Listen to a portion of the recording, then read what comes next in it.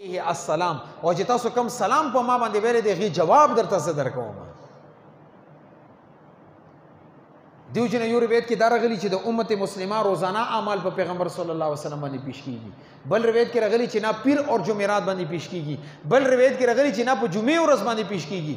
چې هر یو ورځ راواله چې ستادي عمل نامې کې درود وی او د پیغمبر صلی الله علیه وسلم د چې وړاندې کیږي نه د تا د لپاره قابل فخر سرمایه ده.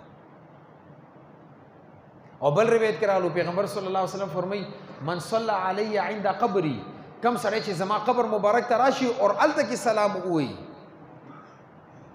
نو پیغمبر صلی الله علیه وسلم فرمایي چې زه ورته په خپله باندې جواب ورکوم.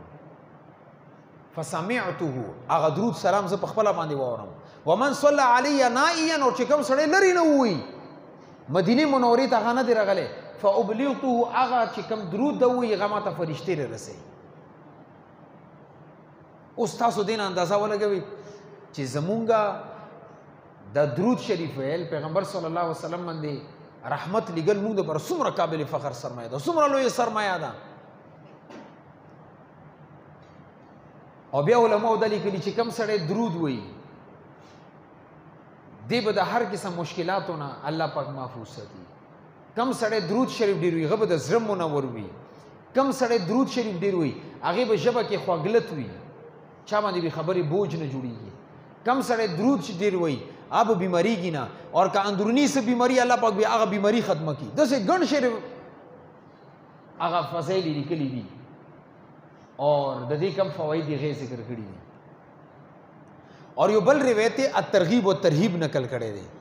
پیغمبر صلی الله علیه وسلم فرمایلو من صلی علی واحدة صلی الله علیه 10 صلوات. وایي کم سړی چې ما باندې یو ځل سلامتیا راولیږي الله رب العزت هغه باندې 10 رحمتونه رالیږي.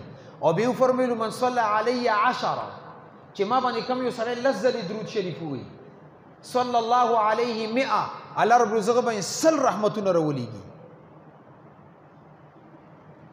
دې روایت کې ورسره دا هم ذکر دی چې 10 ځلې ما باندې رحمت راولیږي، دې باندې به 100 ځلې الله رب العزت رحمت راولیږي.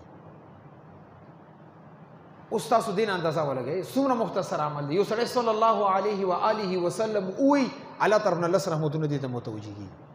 اور که دا بیا 10 ځلې ووایي نو بیا به ورته 100 رحمتونه د الله طرف نه متوجه کېږي. او بیا پیغمبر صلی الله علیه وسلم وفرمایلو چې کوم سړی 10 ځلې درود ووایي او دې ته خو به 10 رحمتونه الله طرف نه متوجه شي. او بیا لیکي حدیث کې راغلي کتب بین عینیه، وی الله رب العزت په بدی تندی باندې د دوه سترګو منځ کې ولیکي 2 پروانې به ورته ورکي براءة من النار، دا سړی د اور نه هم خلاص شو، براءة من النفاق، اور د نفاق نه ورته برات حاصل شي. دا د ترغیب او ترهیب روایت کې راغلي.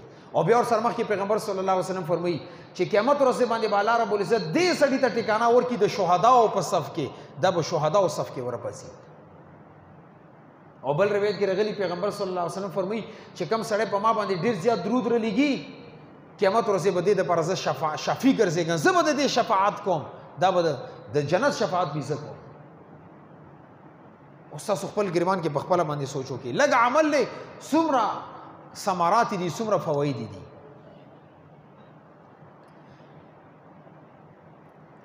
یو کتاب دی علامه سخاوي رحمت الله علیه لیکلی دی القول البدیع، کتاب نوم دی او پورا نوم دی القول البدیع فی الصلاة علی الحبیب الشفیع.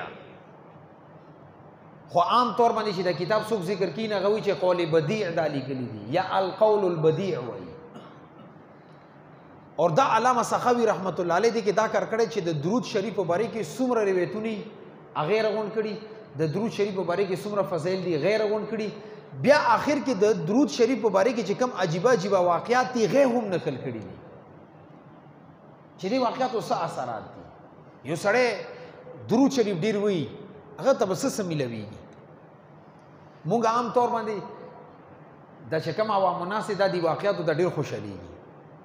زما خیال دا دی چې کم عمل باندې قرآن کې آیات راشي او صحیح احادیث راشي فضایلو کې هغې کې د واقعات ذکر کول ضرورت بیا پاتې نه شو. خو بیا هم چونکې عوام الناس کې دا یو تړپ وي چې زه یو داسې واقعا د دې په باری کې وینه هغه خبره سمجھ کې ډېر اسانتیا سره راشي اور بیا جذبه جوړ شي هغه عمل هم کوي نه فضائل درود شریف کې شیخ زکریا رحمت الله علیه اور القول البدیع کې علامہ سخاوی رحمت الله علیه اور زاد السعید کې حضرت تنویر رحمت الله علیه په دې کتابونو اخر کې د درود شریف مبارک کې څه واقعات نقل کړي دي هغه نه څه چې د واقعات درته عرض کوم علامہ سخاوی رحمت الله علیه فرمایي چې زمونږه محلي کې یو ملګری او هغه وفات شو وایي څه موده نه پس ما هغه خوب کې وکتلو وایي ما ورنه تپوس وکړو چې ملګري دا راته ووایي چې الله رب العزت در سره څه معامله په قبر کې وکړه وایي هغې راته جواب کې وویلو چې کله زه دفن کړلی شوم اور منکر نکیر دا سوال جواب والا فرشتي چې کله رالی نو ما باندې انتهایی زیات حیبت و اور قریب دا وای چې زه سوالات جواباتو کې غلط شوی وای اور انتهایی پریشان وم چې زه دې ته څه جواب ورکم من ربک من نبیک ما دینک دا درې سوالات هر چا نه کیږي وای دې کې چې دا فرشتي